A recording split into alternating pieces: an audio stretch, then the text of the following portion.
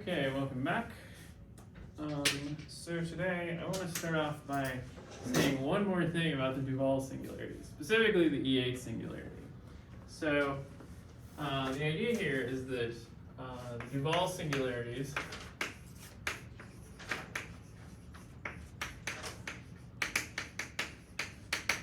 and so we had A, D, and E types,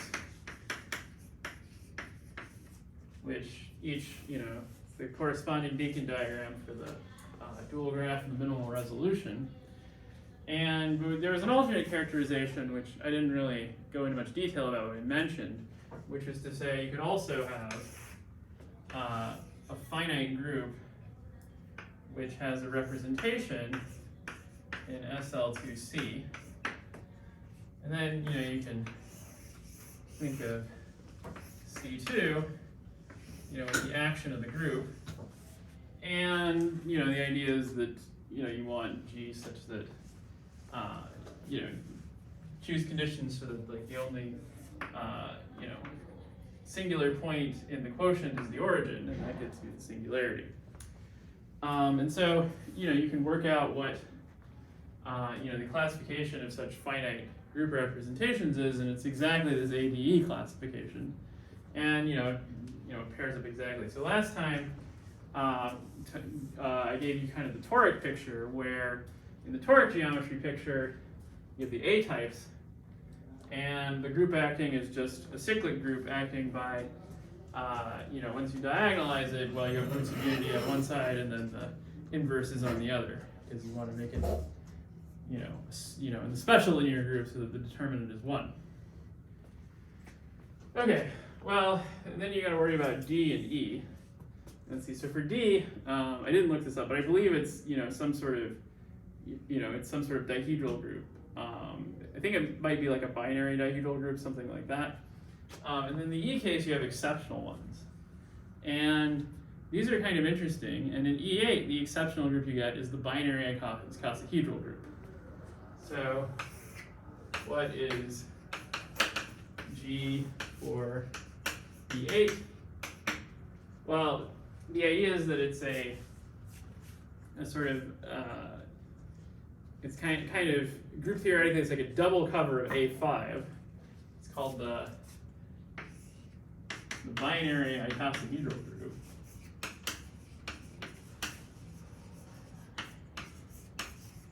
And it has order 120. Okay, so what does this have to do with anything? You can kind of see where this comes in, because if you can imagine, the idea is that, well, inside here you have SU2, and SU2 is a double cover of, so you have SU2, this sits inside SL2C, and then this guy itself is a double cover of SO3. I'll just put R here to emphasize this is the reals, and these are just the familiar rotations of three-dimensional space. So this is a group that you're very familiar with on an intuitive level because, you live in three-dimensional space. At least that's how we perceive the space we live in. Whether there's extra dimensions is sort of an interesting open physics question. But, as far as our everyday experience goes, we spend a lot of time navigating the world using this group.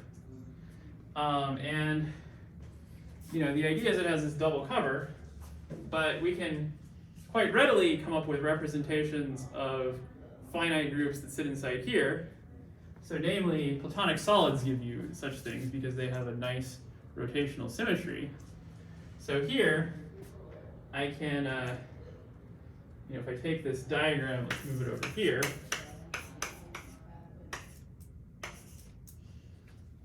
Let's see, I guess I wanted,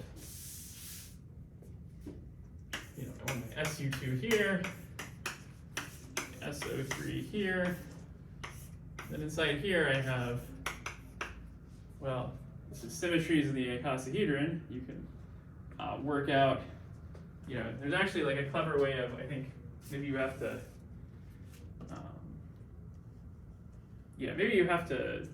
I think you could just take an icosahedron and paint it in 5 colors in such a way that you can see this action where it's, every symmetry permutes the 5 colors, and then you can actually work out, oh yeah, it's only, this is the only subgroup of order. Yeah, I mean, and then you can kind of work out that, well, the only subgroup of S5 of order 60 is A5, but you can also just confirm that you only get even permutations. And then, you know, whatever this group is, you know, this, you know, I mean, you're like, oh, can you do this with groups? Well, these are topological groups, so you can just take the fiber square in the world of topological spaces, and then we get a guy here, and it's also a group. So you can just say, well, what's the corresponding group down here? So this is where the G comes from in the E8 case. Okay, so that's kind of neat. Another thing that's kind of neat is that you can think about what's called the Milnor fiber. So the idea is that if you take, you know, our singular surface, and then you can say, well, I can take a little ball around my singular point, and then I can just take the boundary of that ball, and then that's going to be some sort of 3-manifold. So the dashed line is a real 3-manifold. And this is called the Milnor fiber. That's the name. And, you know, this is some invariant of the singularity. Okay, so how do we figure out what that is? Well, what you'd like to do is you'd like to use the resolution. And so what does the resolution look like? Well, you have E8. 1, 2, 3, 4, 5, 6, 7, 8. And so each of these, you know, in this picture, I'm drawing it kind of dually to what you would see in, you know, like this is the dual graph, of course. So each of these is a one-dimensional complex thing. So it's a two-dimensional real thing. And each of these has self-intersection -2. So each of these, so each dot, each node is a P1C with self-intersection -2. So -2, that's the canonical bundle.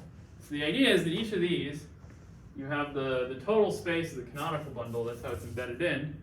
And so what you're going to do is you're going to say, okay, well, you know, so here I could dualize this picture by 1, 2, 3, 1, 2, 3, 4, 1, 2, 3, 4. And so each of these is supposed to be a P1C, which is just an S2. And then the self-intersection -2, well, -2, that's the negative of the Euler characteristic. So that's coming from saying if I take a dashed boundary around this, then that's the total space of the cotangent bundle, and then I just take a little disk inside there. So this is like a cotangent disk bundle on a sphere.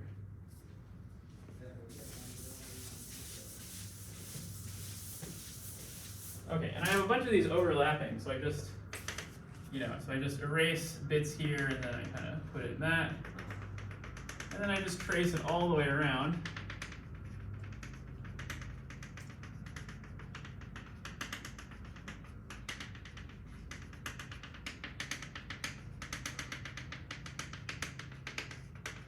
And this weird looking boundary is the same 3-manifold as I had here.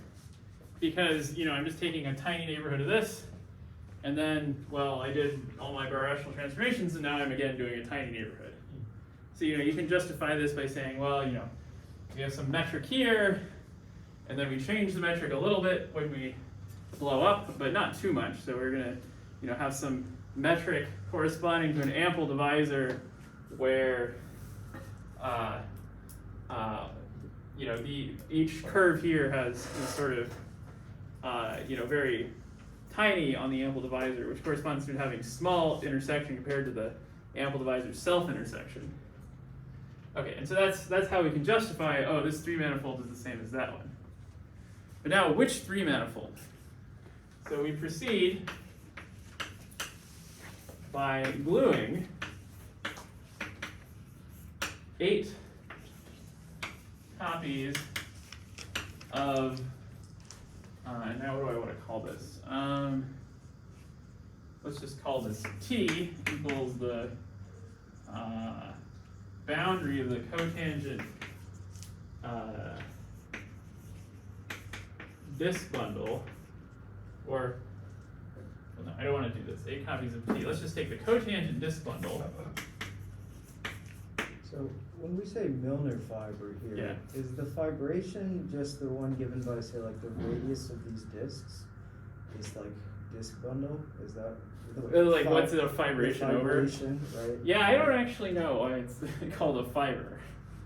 I mean, because usually, like, when we talk about a Milner fiber, it's like you take the fiber of some map with a singularity at the 0 fiber. Oh, I see. Yeah. These are like two notions. Yeah.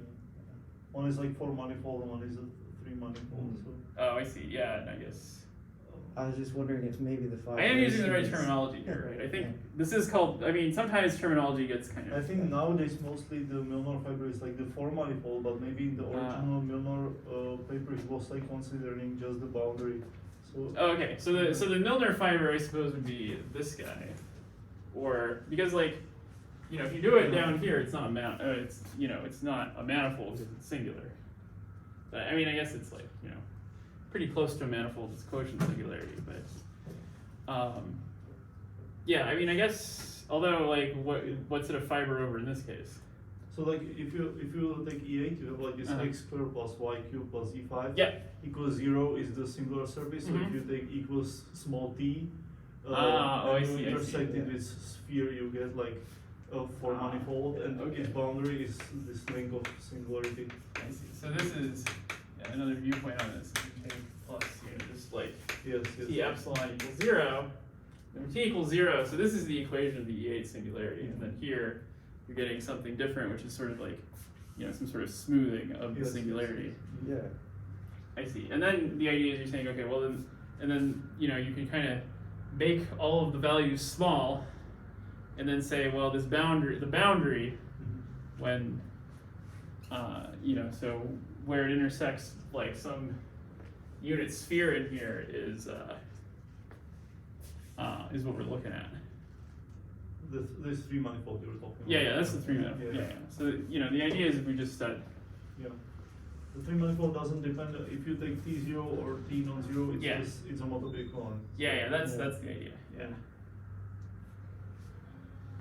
Okay, so, you know, the idea is you have 8 copies of this T, and then you just say, well, X is equal to like the union of these 8 copies, and then the boundary of X is equal to our Milner fiber. Or maybe we should say that X is the Milner fiber and this is the boundary, but this is the object I'm interested in. Okay, and so this way of attaching spheres, it's a little hard to draw, but the idea is that, well, if I just draw it schematically, this is algebraic geometry, so we're allowed to, you know, draw this kind of schematic where you use like real dimensions instead of complex ones. And the idea is that, well, each of your guys, the cotangent disk bundle is like, you know, it's sticking out a bit. And so, and then, you know, it connects up with itself, so there's not really capping it off. That's kind of, it's a little bit misleading. But the idea is that the next guy in the procedure, the sphere goes in the direction of the cotangent bundle for the other guy, and its cotangent bundle goes in the direction of the sphere. So you get a kind of a hashing like this. And this is called the Milner plumbing construction. And so the idea is that you have, you know, one manifold goes like this, where it's like this is the manifold, and then these are the various fibers of the cotangent bundle. The other manifold, it's another copy, and then you stick them together crosswise. Okay, so what's the significance in E8 of all this? is that, well, you can stick all this stuff together and use your favorite, exact sequences and, gluing constructions and such in topology to figure out what the homology of this, and it's a homology sphere. You get X is a homology sphere. And it's three-dimensional, so this is a homology 3-sphere. And in fact, if you compute the fundamental group, this is, a counterexample to the naive Poincare conjecture. I mean, this is the Poincare sphere, which shows you that in the Poincare conjecture, which is now proven, that you have to take you require the space to be simply connected. So this is another way of constructing. So here in this dimension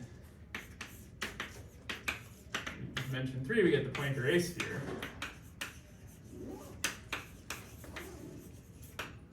But you can also, so you can do this in higher dimensions as well. So you can also take, so let's see. So I think, let's think about the homology. It might depend on, it's been a while since I've seen all of the details worked out. So you may need that the spheres themselves to have like dimension of power of 2 or something like this. There's probably some connection with like the quaternions or octonions or something. But if you do the same construction with 4 spheres, which now it's not in the land of algebraic geometry anymore, but you do the same procedure where you have a bunch of S4s with their cotangent bundle, and then you glue them together according to this plumbing construction with this like hatching. Then in dimension 7, well, what happens is, again, you get a homology sphere, and in high dimensions, homology spheres are just spheres, at least topologically. Basically, like, topology has this kind of funny thing where, in dimension 2, things are pretty simple just because, surfaces are not so difficult to classify. You can just kind of combinatorially describe all of them. And then 3 manifolds and 4 manifolds are quite difficult. But then once you get beyond that, you kind of have enough room to maneuver that you can kind of, funny characteristics of your manifold, you can kind of just topologically pull them apart. So the homology of your space characterizes what it is if it's a manifold, at least topologically. But what you can show is that here you get a topological sphere which has an exotic smooth structure. So this is how you can get an exotic 7 sphere. And then, there's like a whole story with this. Like, I think there's something like the exotic spheres, you can put a group structure on them, and there's like order 28 or something. Yeah, I shouldn't say more because I'm going to start spouting things that are incorrect, but there's something like this. But this is definitely an exotic 7 sphere. It's kind of it's a really neat construction because you can, these strange spaces where you have a different smooth structure than the standard one. I mean, how do you visualize that? I mean, so it's nice to have an explicit construction for making one. Okay, so I think for now that's all I want to say about the Duval singularities, although, you could almost do an entire course on these. There's so many different angles to view them from. But today I want to move on, and the topic I want to cover in the remaining time is I want to talk about the Atiyah flop. So, just want to remind you, let me erase the board.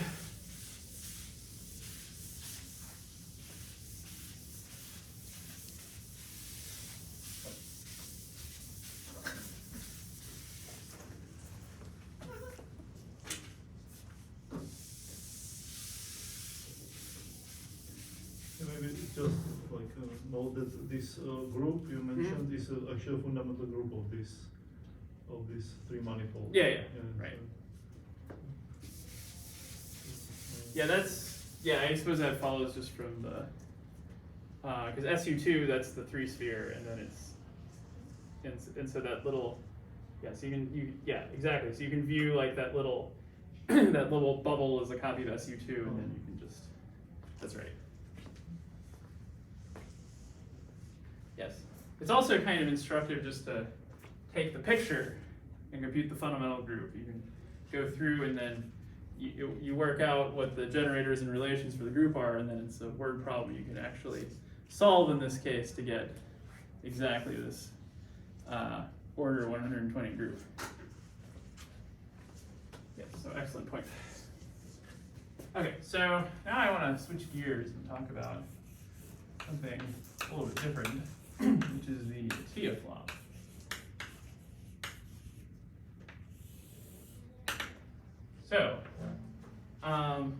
So let's just recall back when I gave kind of the sketch of how the minimal model program works, is that recall, so MMP, the idea is that what you're doing is you start with your space, which let's say it's a threefold.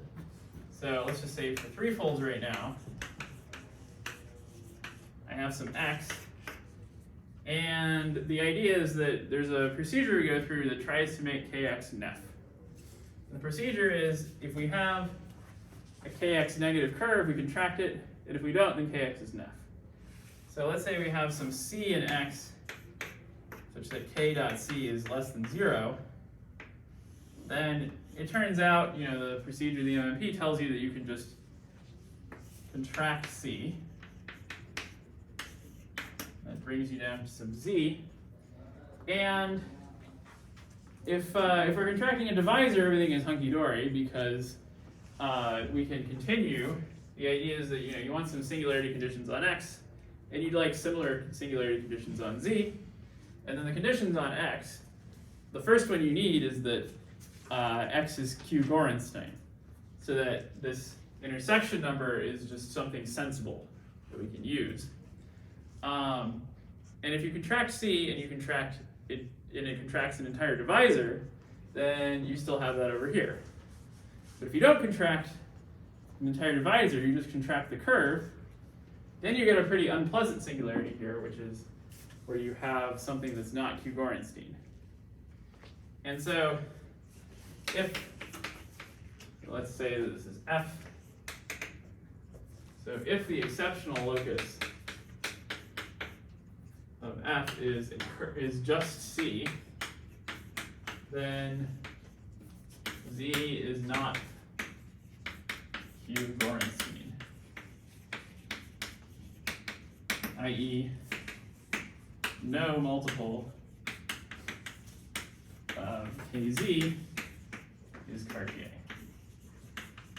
It's just the definition of being Q-Gorenstein. So Gorenstein means canonical divisor is Cartier. Q-Gorenstein means there's some multiple that's Cartier, which, often when we're in birational geometry, the slogan is we do everything using the canonical divisor, but that's a little misleading because in practice, you often, instead of, you don't have enough canonical forms or the canonical divisor is not very well behaved, but it's good enough just to work with pluricanonical forms.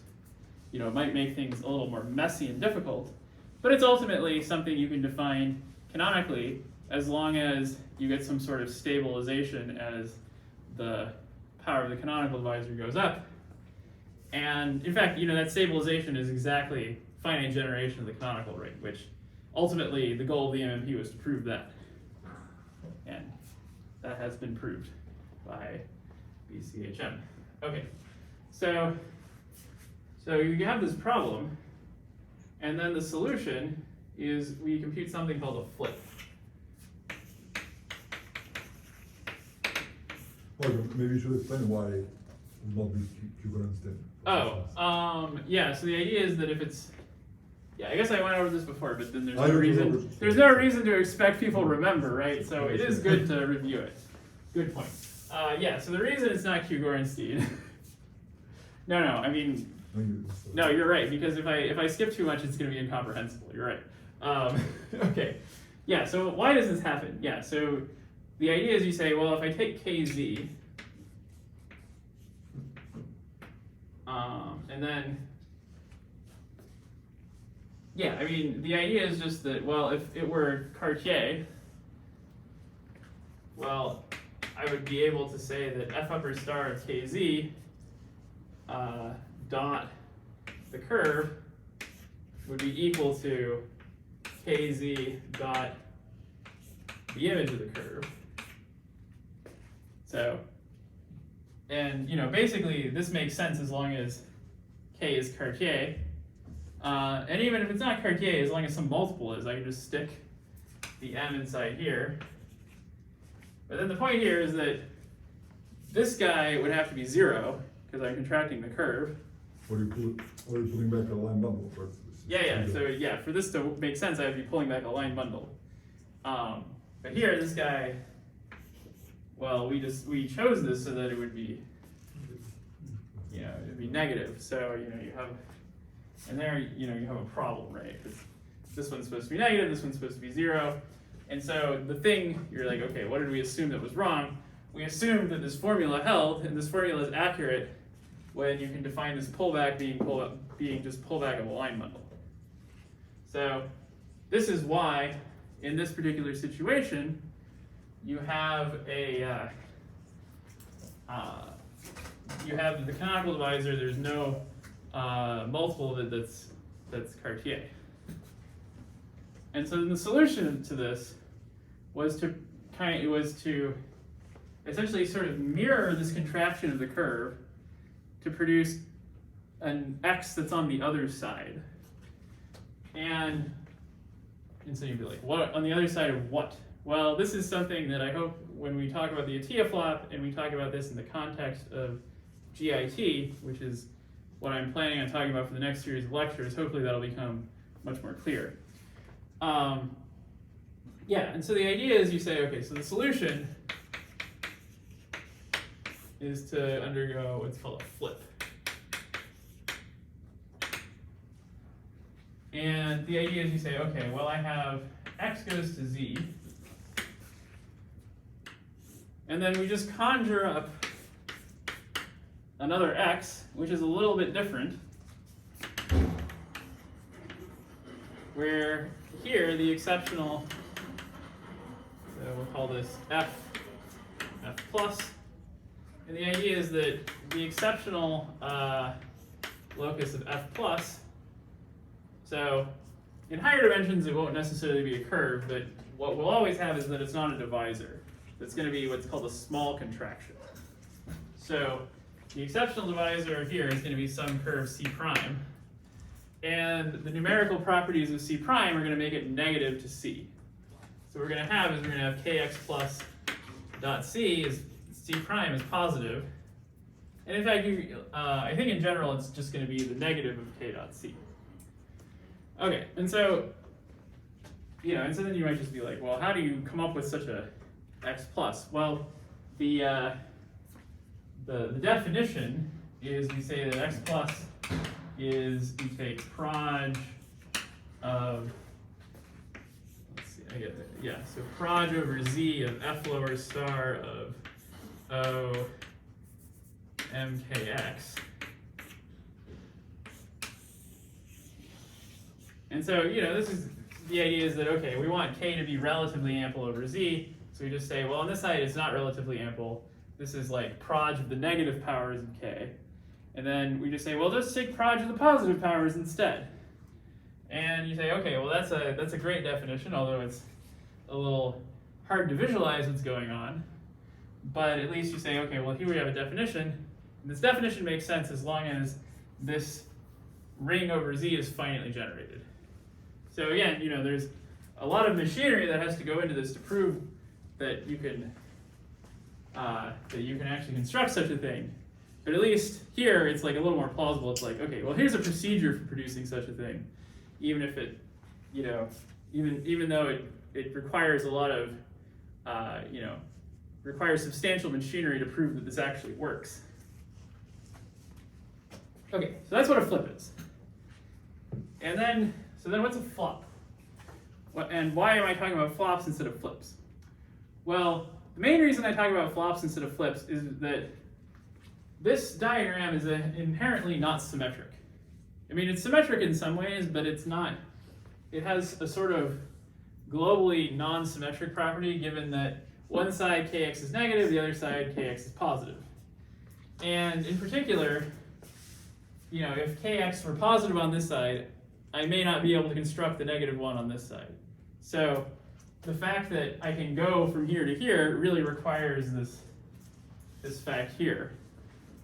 This fact that I started with something kx positive, or that I contracted a kx negative curve and now I'm trying to make kx positive. So the minimal model program only proceeds in the direction that makes k more positive.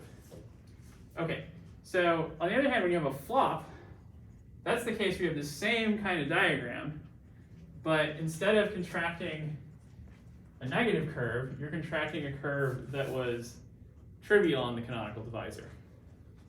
Okay, so why might you do this? So the idea being,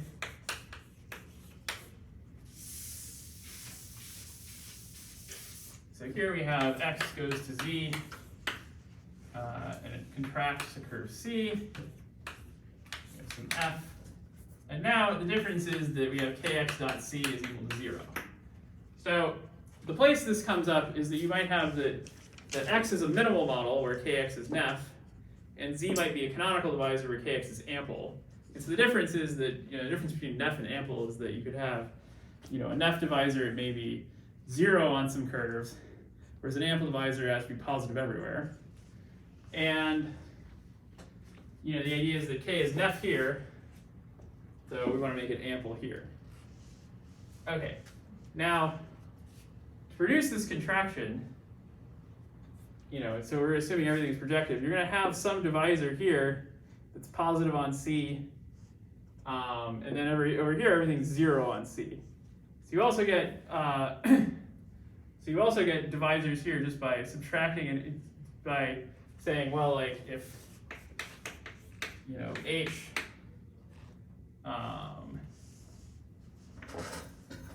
is positive on C, then minus H is negative on C.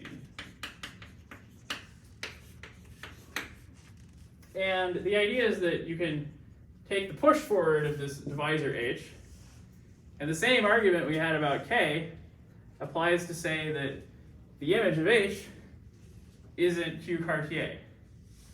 So if we're, and so, that might be fine. You might say, okay, well, I'm willing to give up Q Cartier, like the fact that beta divisors here, some multiples of them are Cartier, as long as, as long as the canonical divisor doesn't have this problem. But, we can still, we still have all of the, we still have all of these sort of issues, right, where this is maybe a little more singular than we might like. We might just be happy with x, but we might want to wonder, can we just repeat this construction? And, in many cases you can. I believe for threefolds these always exist.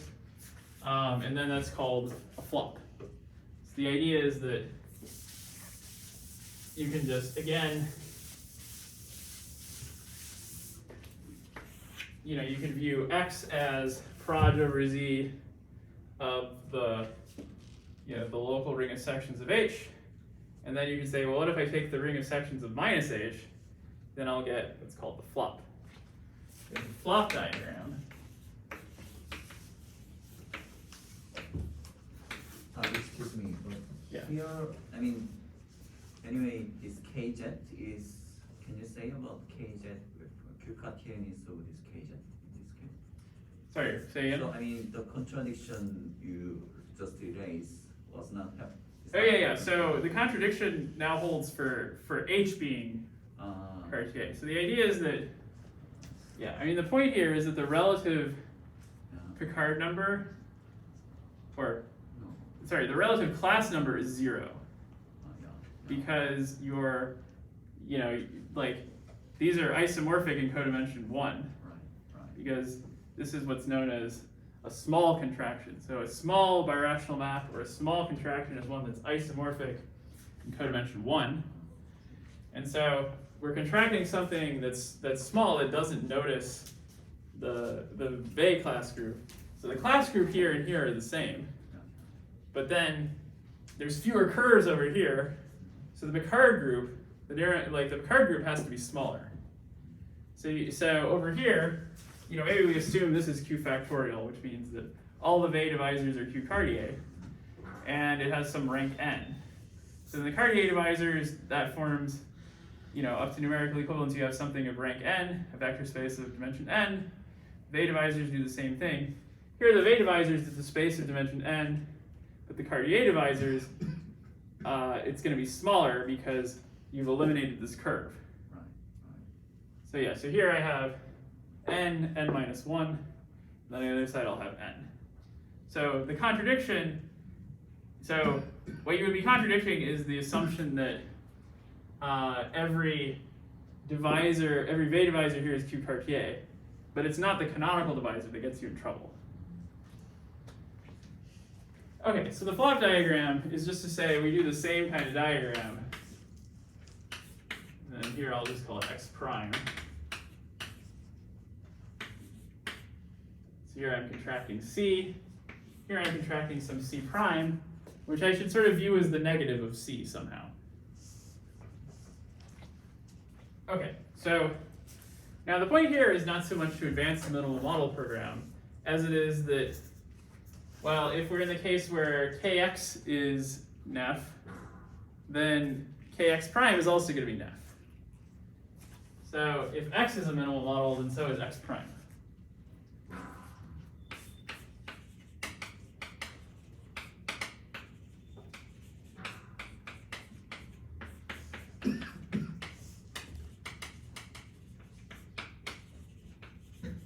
So in the surface case, we had that minimal models were unique.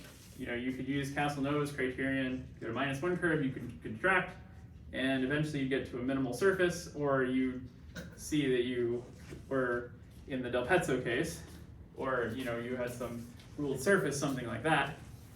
But in the threefold case, you don't have, what you have instead is the minimal model program, and the minimal model program doesn't guarantee that the minimal model is unique.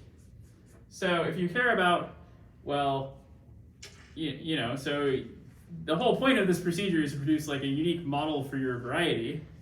And you can take Z, or you could take X. And the idea is there's trade-offs. So the trade-off if you take Z is that it's more singular. If you take X, it might not be as singular, but you may have other copies. You may have other X primes that are not not the same, but still minimal models. Okay, so this is what's a flop. And now I want to tell you how such a thing can arise. So I'll give you kind of the local description of a flop. It won't come from a minimal model because it'll be on something that's, I guess if you think of it in terms of log minimal models, you can formulate it that way. But it'll be on a threefold that's rational, so it's not going to be, I'm not going to have the Kx is globally net.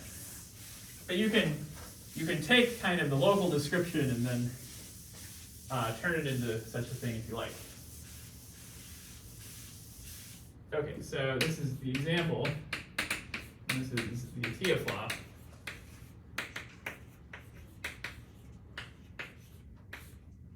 Okay, and so the idea is you start with P1 cross P1. And, this is,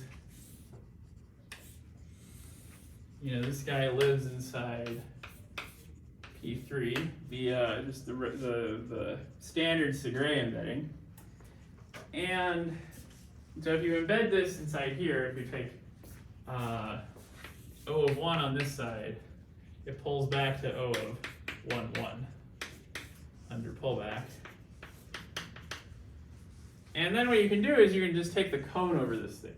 So in terms of equations, the equation satisfied by P1 cross P1 here, you can just take that this is V of xy minus zw.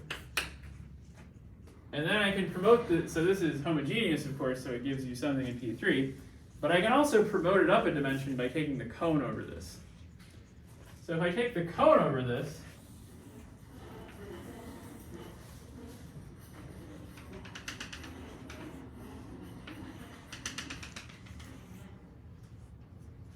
okay, so if I take the cone over this, I get this funny singularity in A4.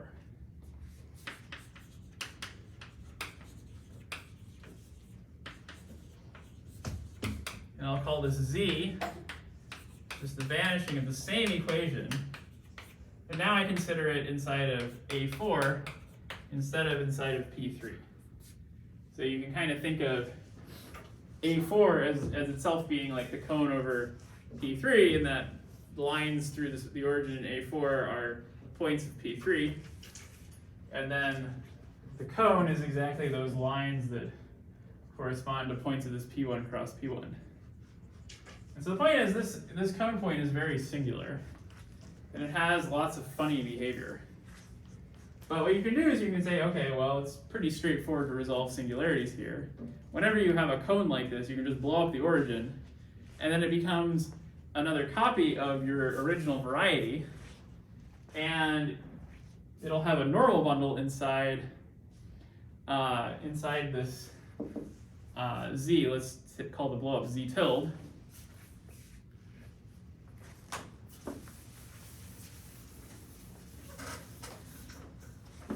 So let's do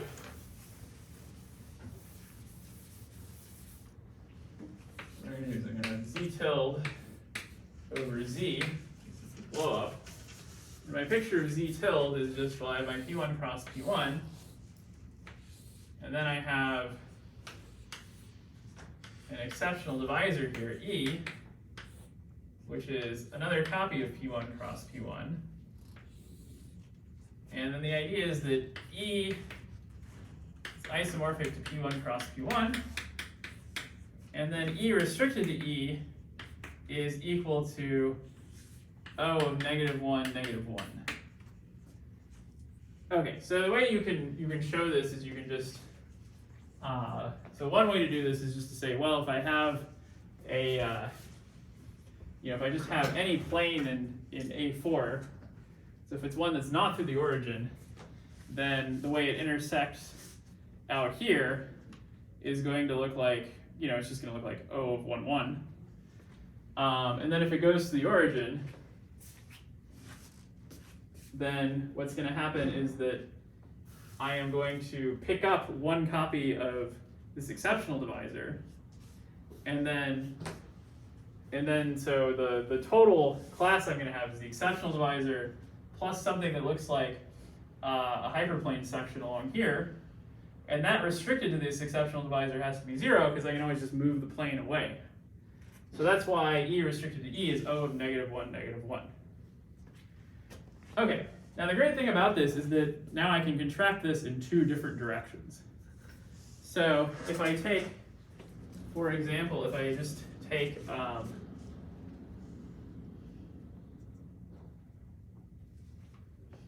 so if I so I can take I can also take cones over the ruling on here, and so if I take a cone over the ruling on this thing, then, well, that's not defined by a single equation in A4, but it's certainly a scheme I can define. And over here, it's a divisor on a smooth variety. So I can just take, I'm going to call this divisor R1. I have an R1, which when it restricts to E is equal to O of 1, 0. And then I have an R2, which when I restrict it to E, it looks like 0 of 0, 1. And then these are related. You can work out that kind of all of the global geometry is coming from what's happening at this E here. In fact, if you take R1 plus R2, it's equal to minus E.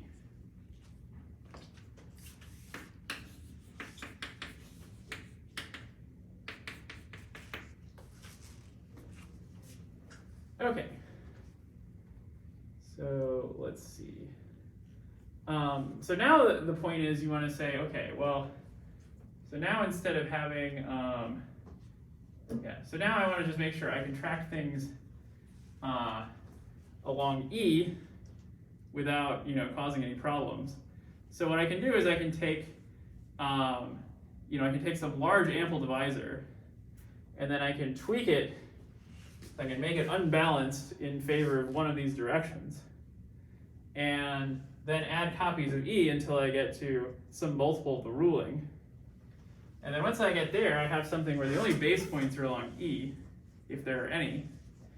And so away from E, I have that this is an isomorphism.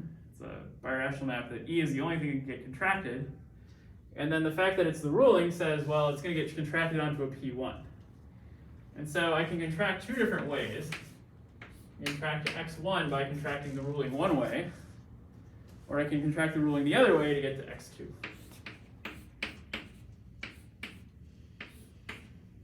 And then these are connected by a flop. So the picture that you get is you have this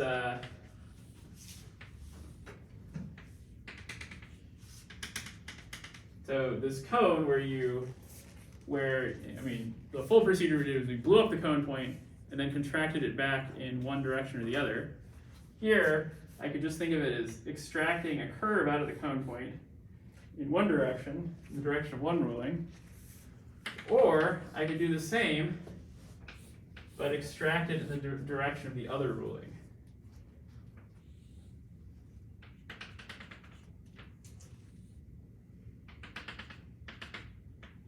You have this kind of schematic picture, but this is really an honest picture if you think about this in terms of toric geometry. Okay, any questions so far? I kind of didn't get what you are contracting. How it's related to this R1, R1, R2. Oh, the idea is just that the rulings on this exceptional divisor, you can lift them to divisors on the big thing okay. to use them to make this big contraction. Because the idea is that, this is the issue we have in birational geometry, is that we want to contract some piece of the variety.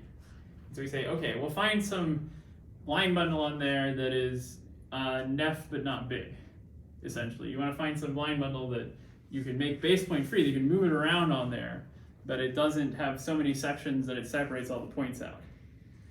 And so then you want to lift that bundle to the global variety in a way that it is big. So you want it to be big on the whole variety except this exceptional part. And so this argument is just to say, well, this divisor, whatever it is, I can make it into a global divisor, and then I can add something that's really positive away from, or I can add something to make it positive everywhere, but then I can bring it back down by adding the exceptional divisor. So in practice, what happens is that you have something that you should be able to contract it because it doesn't move.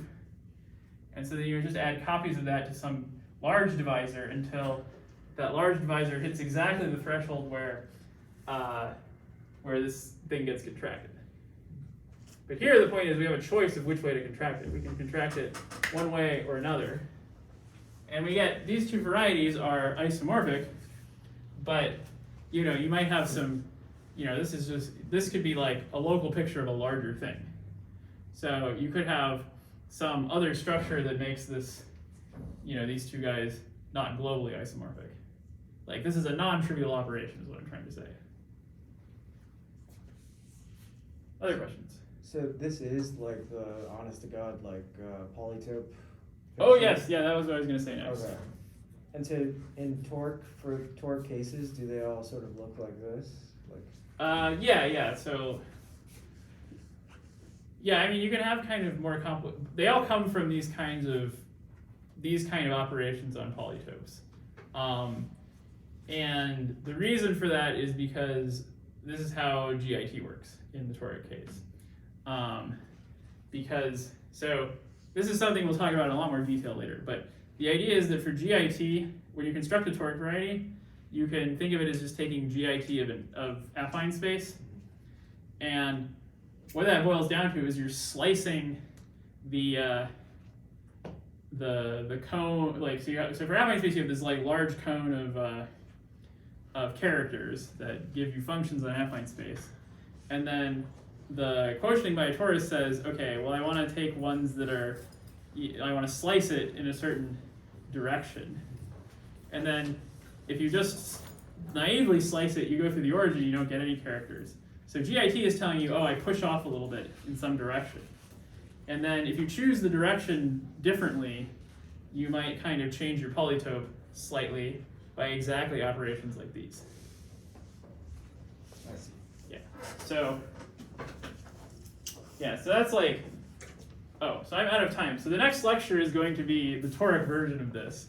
So you can, so here I gave kind of like, maybe a little bit hand wavy, kind of, here's the geometry kind of explanation.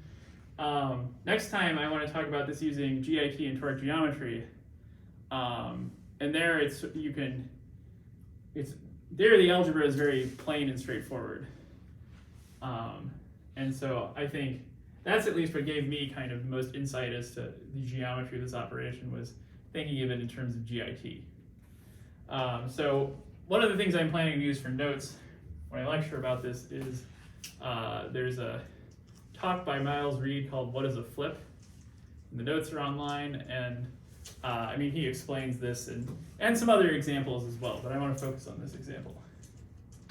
But yes, to answer your question, this is exactly, in toric geometry, this is the picture, right? And then you can imagine that these are that this is like a three-dimensional picture, right? That you're looking at head on, like you're looking at the top of a roof. And then you can imagine that if you just extended these sides of the roof up and up and up, then you would get this picture. And that's the flop. Okay, so I should probably stop here because we're out of time, but next time, continue talking about the Atiyah flop from the toric geometry perspective.